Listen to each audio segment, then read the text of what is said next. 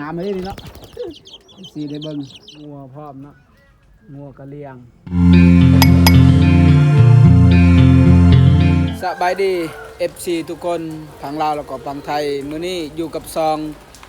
อ้ายคนดอยเนาะก็เส้นเก่าเส้นเคยเด้อ FC เด้อก็มื้อนี้ก็สิมาเปิดชีวิตให้ FC ได้เบิ่งชีวิตความเป็นอยู่ของชนเผ่าเนาะก็คือชนเผ่ากะโด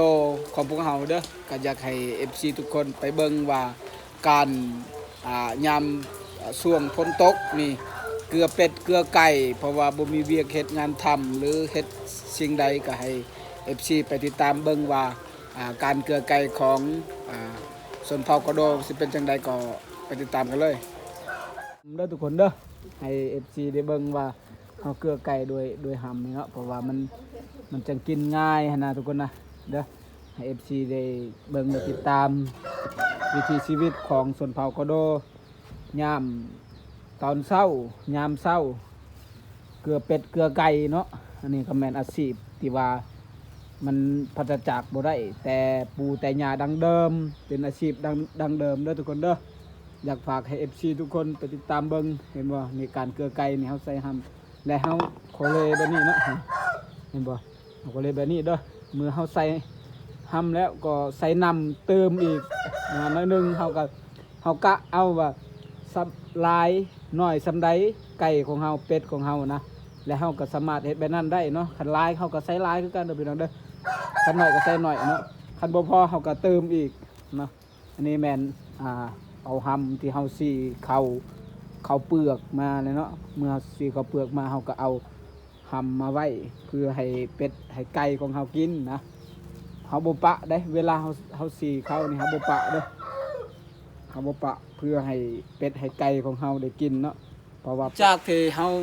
เอาหำใส่แล้วเนาะเฮาก็ทอกน้ำใส่เด้อเห็นบ่นี่ทอกน้ำใส่นี่เห็นบ่ทุกคนเวลาเขาใส่ห้ำแล้วเขาถอกนี่เขาจังโคเลแบบนี้เห็นไหมนี่โคเลแบบนี้ให้มันทั่วเทิงให้มันเปียกนะสิเว้าแล้วนะให้ไก่มันกินสบายเด้อถ้าห้ำโคเลแบบนี้นะมันกินยากมันเอื้อมันอันนั้นมันแข็งนะทุกคนนะมันอันนั้นแต่ละเขาเฮ็ดแบบนี้เนาะเฮ็ดแบบนี้แล้วแบบนี้มันกินสบายเห็นบ่นี่เห็นบ่กินสบายแบบนี้เนาะหลังจากที่เฮาเฮ็ดแล้วแบบนี้เนาะหลังจากที่เฮ็ดแล้วแบบนี้เนาะทุกคนเนาะเห็นบ่มือไอ้คนดอยหลังจากที่เฮาโคเลแล้วแบบนี้เนาะโคเลแบบนี้แล้วหลังจากแบบนี้เฮาก็ไปเกลือกันเลยเนาะไปเบิ่งตอนต่อไปว่าเฮาสิเกลือไก่ลายบ่หรือน้อยนะไปเบิ่งนำกันเด้อไปเห็นบ่นี่แหละอาชีพของ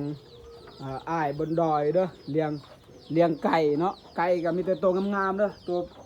ตุยพี่ตัวมีแต่ตัวงามๆได้ไก่นี่บ่แม่นตัวขี้ลายเด้อตัวเป็นราคาและขายก็ตัวนึงก็หลายแสนเติบแล้วเนาะเพราะว่าอาชีพเด้ออาชีพของเฮาก็คือเลี้ยงไก่แล้วเนาะนี่ตัวนี้เด้อตัวนี้หลังจากตัวนี้มันตัวใหญ่เด้อมาเบิ่งว่าตัวน้อยเนาะตัวลูกของมันกำลังเบาะเนาะนี่ตัวกำลังเบาะเด้ออันนี้ตัวใหญ่แล้วแต่ว่ากำลังเบาะอยู่พุ่นเนาะตัวใหญ่ตัวนี้เนาะนั่นนี่หน้าหักลายงามเลยนี่เนาะสีได้เบิ่งเฮาใส่แล้วเนาะเฮาใส่แล้วนี่เฮาตักเด้อเฮาตักแบบนี้เนาะเอามือก็ได้เนาะเอามือเลยตักนี่มานี่เกลือมันกินสบายง่ายๆเด้อเกลือไก่ง่ายๆอันนี้เนาะต่อไปเขาก็จะแยกเด้อเขาเช็ด2 บ่อนเด้อเพราะว่าเวลามันกินเลยตัวใหญ่ชิตอดเนาะตัวใหญ่ชิตอดเขาก็ต้องแบ่งเด้อแบ่งกันนี่ตัวน้อยเด้อตัวอนุบาลเด้อนี่ตัวอนุบาลนี่เห็นบ่หลายตัวเติบเด้หลายตัวเด้ออ้ายบนดอยเลี้ยงไก่เนาะมีอยู่คอกที่ว่าหลายเด้อเห็นบ่ทุกคนหลายมีแต่ตัวงามๆตัวน่ารักจังเห็นบ่มีแต่ตัวน่ารักน่าเบิ่งแบบงามเห็นบ่ตัวตุ้ยเด้ออันนี้เป็นแม่พันธุ์เห็นบ่นี่แหละชีวิตของเฮาชีวิตของชนเผ่ากะโดก็มีแต่เลี้ยงเป็ดเลี้ยงไก่หั่นแหละเนาะหาปูหาปลากินตามธรรมชาติ นี่แม่นเฮาเลี้ยงกับมือกินเองเลี้ยงเองกินเองเด้อทุกคนเด้อก็อยากให้ FC ได้เบิ่งนำกันว่าตัวนี้นี่แม่นอันนั้นแม่นลูกมันได้นี่เนาะมาเบิ่งว่าโตมันไข่กำลังสิเบาะมันตอนนี้มันกำลังพักเนาะมันกำลังสิเบาะให้ไปเบิ่งกันว่ามีจักหน่วยแล้วไข่เนาะอันนี้แม่นมันกำลังอันนั้นมันกำลังพักเด้อมันกำลังพักนี่อันนี้มันกำลังพักนี่หลายหน่วยเติบเนาะหลายหน่วยเติบนี่มันกำลังพักตัวนี้มันยังบ่ทันเบาะเทือแต่ว่ามันใกล้สิเบาะแล้วเนาะก็อยากให้เปิดให้วิถีชีวิตให้ FC ได้เบิ่งเด้อเห็นบ่นี่หลายตัวเห็นบ่นี่มีแต่ตัวงามๆเด้อนี่ตัวใหญ่แล้วอันนี้ตัวออกซุ่มออกหยังแล้วตัวเลี้ยงได้แล้วตัวนี้ทุกคนก็เลี้ยงได้คันสิเลี้ยงตีหรือเลี้ยงแต่ว่าส่วนหลายแล้วเฮาบ่เลี้ยงตีดอกเฮาเลี้ยงให้มันเป็นเกินบ่สินค้าส่งใครมักตัวใดก็เขาคอมเมนต์แล้วก็เขาทักมาได้เนาะเฮาสามารถขายและแบ่งให้เป็นราคาเป็นกันเองสินะเพื่อเลี้ยงอาชีพของเราเด้อนี่แหละ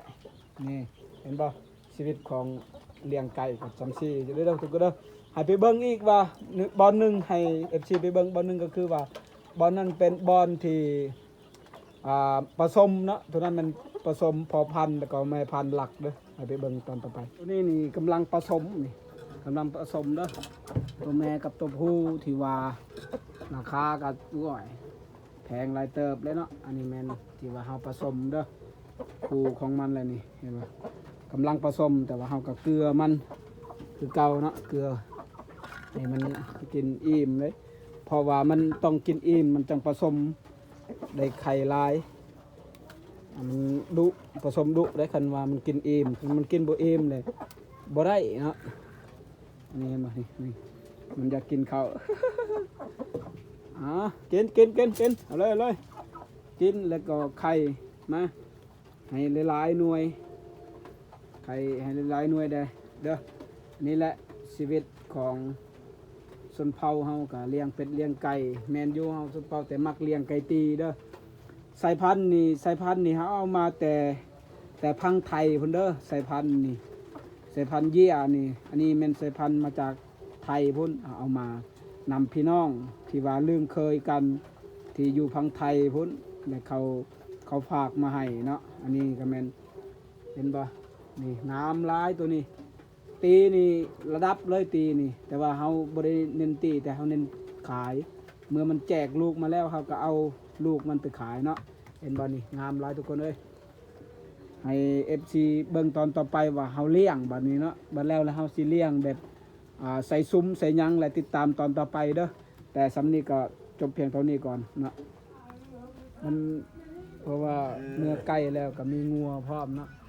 งัวก็เลี้ยงเพื่อให้มันเป็นอาชีพนี่เห็นบ่งัวก็2 โตได้ลูกเลยเนาะเห็นบ่ทุกคนทุกคนนี่งามหลายสรุปก็คือว่าเฮาเลี้ยงไก่เด้อส่วนเผานี่ส่วนหลายเลี้ยงไก่เลี้ยงเป็ดเลี้ยงหมูเลี้ยงหมาแต่ว่าเฮาสิเน้นเลี้ยงไก่แต่ว่าเฮาสิเน้นเลี้ยงไก่ตีเฮาสิบ่เลี้ยงไก่ลาดหรือเฮาบ่เน้นเลี้ยงไก่ลาดหลายก็มีอยู่ไก่ลาดแต่ว่าเฮาเลี้ยงบ่หลายเพราะว่ามันขายบ่แพงแต่ว่าอันนี้มันเฮาขายแพงแน่คันบ่เก่งเฮาขายเป็นตลาดก็ตัวหนึง 200,000 300,000แต่ว่าตัวใดมันเก่ง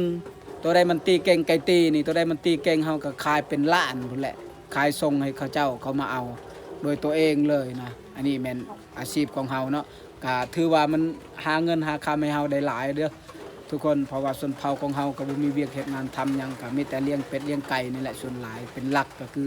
เลี้ยงไก่ตีที่ว่ามันตีเก่งเฮาหาโตพอพันธุ์ตัวใดตีเก่งเลยเฮาสิขายส่งให้แต่ละ